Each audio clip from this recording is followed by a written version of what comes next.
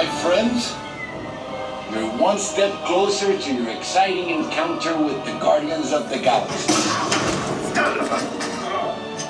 That'll leave a mark. You are now standing in my private office. I know. Where I Carefully scrutinize each and every piece that comes to me from different parts of the galaxy that let's you this guy.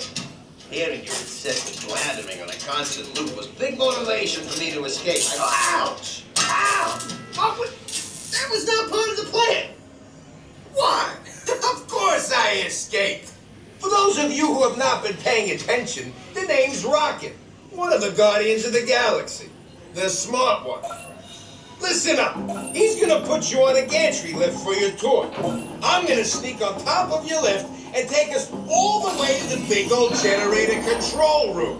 I'm gonna blast that thing and destroy all the control systems, which will open up every cage in this freak show and free my friends.